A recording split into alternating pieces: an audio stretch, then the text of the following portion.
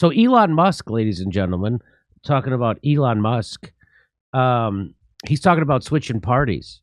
And what I'm talking about is coming to see us talk about the two-party duopoly at our stand-up shows, which is coming to Irvine, California, Las Vegas, Indianapolis, Louisville, Salt Lake City, and San Diego. We might even be shooting a TV thing in San Diego, which is, when is that, San Diego? That 16th? June 16th? July. Oh, July 16th. We'll be in San Diego. So go to jimmydorecomedy.com for a link for all those tickets, although the San Diego ticket is not yet available. Okay, we'll see you there. And right now, though, Elon Musk is talking about he used to vote Democrat. That's just what he said. So he made a video, and he babbled, and he said a lot of nonsense about the Democrat and Republican Party. He was pretending like they were different. And he caught shit for it. I'm going to show you that video in a second. Good. And so then he came out and did this. So he comes out and he says, in the past, I voted Democrat because they were mostly the kindness party. What the effing F? Because Barack Obama spoke pretty? Yes. Doesn't everyone say this? Yeah. Well, here he is. How is this different from what most of the famous rich people say, of what they think? Like, oh, yeah, the Democrats are the kindness party. But he switched. Well, he's switching. That's the big deal here, Kurt. That's why it's a big deal. He goes, but they have become the party of division and hate. There's the switch. There's where he veers away from Rob Reiner. But they have become the party of division and hate. So I can no longer support them and will vote Republican. Pretending, first of all, I like pretending that there's a difference in the parties. Ryan Knight says, in the past you voted for the blue ruling class party and now you are voting for the red ruling class party. How did you ever find the courage to go from supporting one party that protects your interests to supporting the other party that also protects your interests? That was that's funny. That was well said. For me, the Joy Behar sex strike was what put me over the line. It was too far.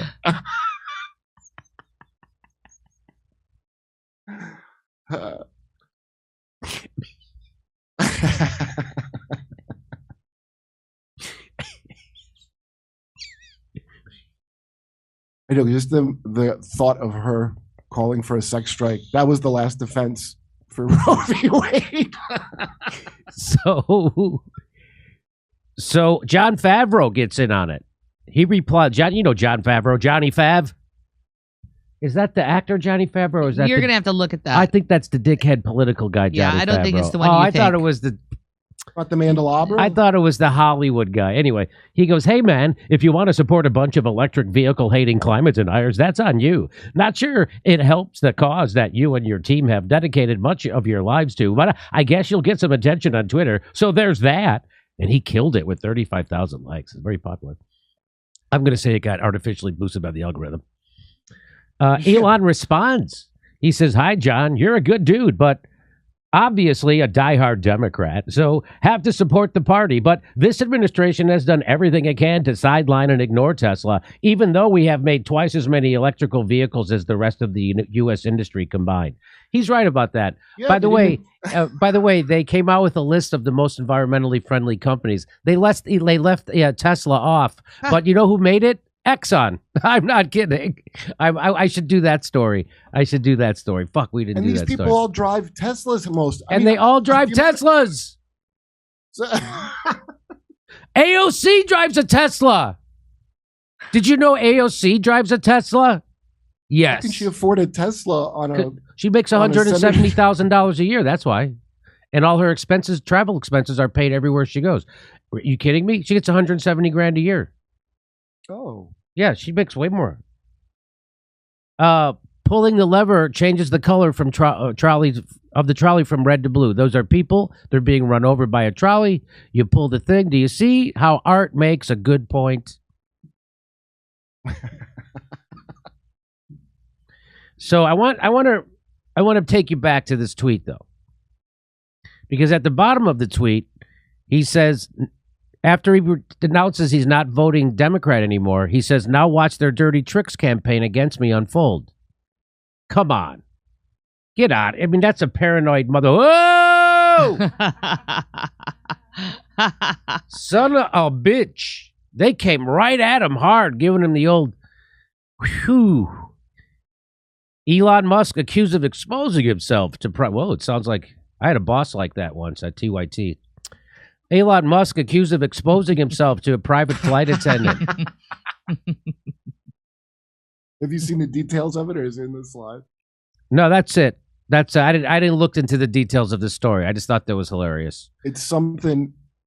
It's something like not to the level at all where you would go, unless you hate him and you're like mad that he's Republican. It's something like he was getting a massage and said like, I'll buy you a horse if you give me a happy.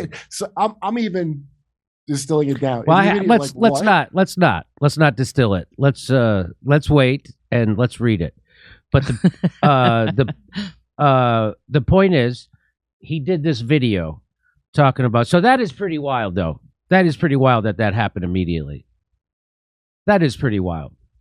Now, Elon Musk has been Elon Musk for as long as even he's been the world's richest guy for a while now, and he's been the head of Tesla for a while. I mean, he's been why now? Why now? Why now? Wait like a couple days before you got it going, right? So it didn't look so on the nose. Isn't that wild? Was Elon Musk complaining about the McCarthy baiting from some people inside the company? Is that what? And so now they're giving him a phony hashtag. Is that what's happening? I don't know. I don't know what the details are. That'll be another video. We'll look into that. But I want to show you this video. So this is the video that started it all. So here's he starts to tell you his politics and what he thinks. And you know, he's a brilliant guy in a lot of respects, Elon Musk. But again, it's just somebody who only worries about whatever rockets or whatever. They don't think about government like that. Like they don't. Like he lives like a real weirdo too. He should. But he should know better because he's working both parties. Anyway, here we go. Let's just watch it. Classify myself as a moderate, and neither Republican nor Democrat. And in fact, I have voted overwhelmingly for Democrats historically. Overwhelmingly, like I'm not sure. I might never have voted for a Republican, just to be clear. Right. Now this election, I will. The Democratic Party is overly controlled by the unions and by the trial lawyers, particularly the class. Oh, that's the problem. The unions, working people have too much influence on the Democratic Party.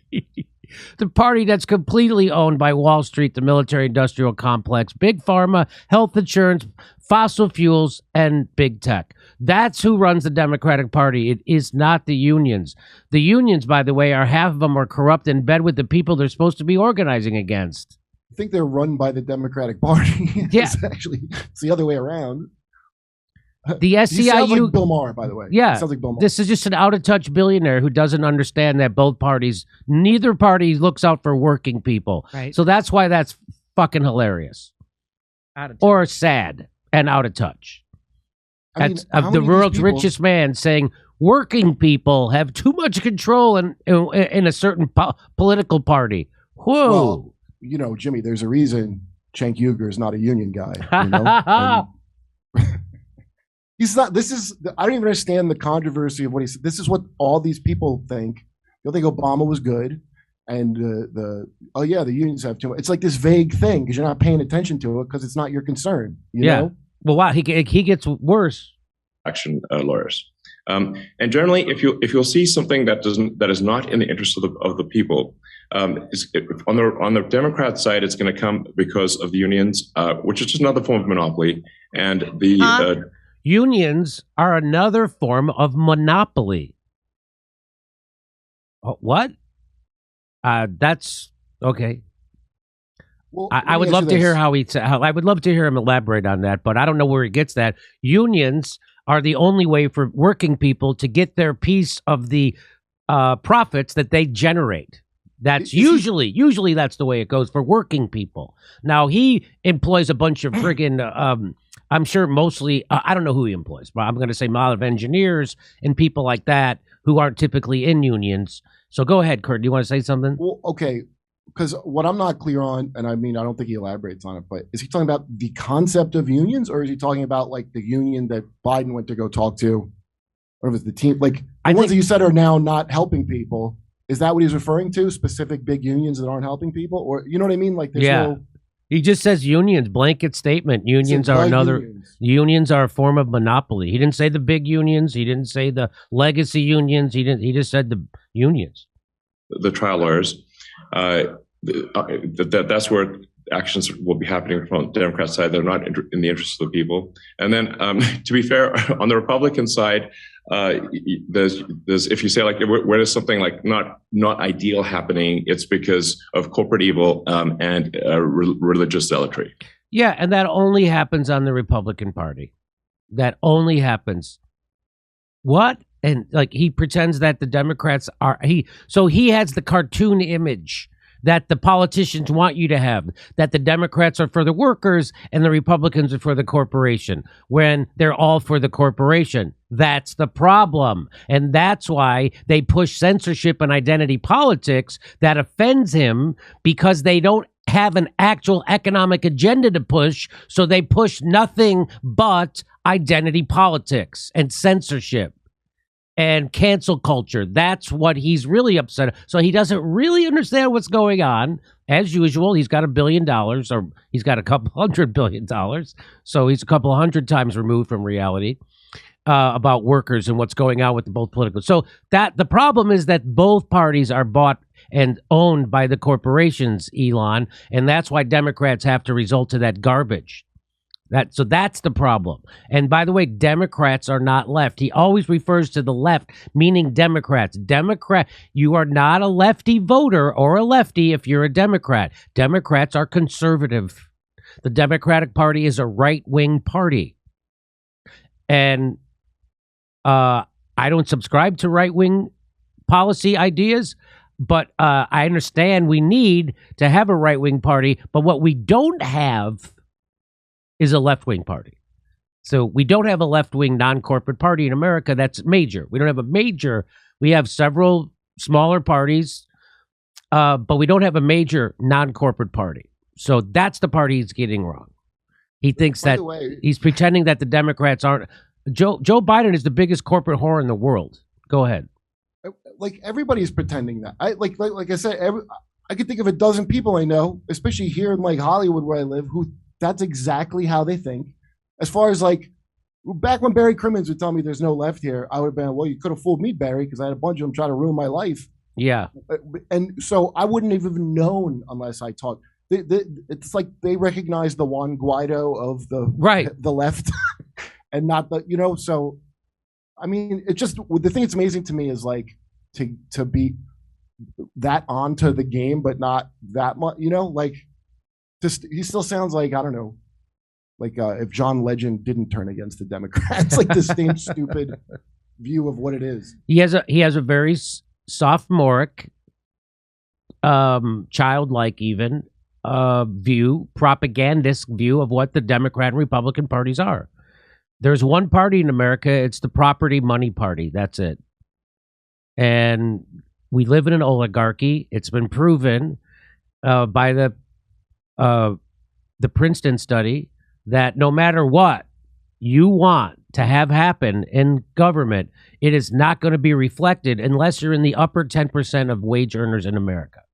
So if you're in the upper 10%, if 10% of you want something to happen, 10% of the time it gets implemented through laws. But if you're in the bottom 80% of wage, it never gets reflected in legislation ever. So this idea that workers voting for Democrats right now, the SEIU just endorsed Nancy Pelosi. Can you believe that? $100-millionaire. Okay, so. The union workers just endorsed Nancy Pelosi. Could there be anybody more anti? You can't be pro Wall Street and pro worker. Those things are in complete diametrical opposition to each other. You cannot serve Wall Street and serve workers. Can't do it. Hey, I'm on tour. Come see me in Irvine, California, Las Vegas, Indianapolis, Salt Lake City, Washington. Washington? You mean Washington State? Yes. Yes. Go to jimmydorecomedy.com for a link for all those tickets.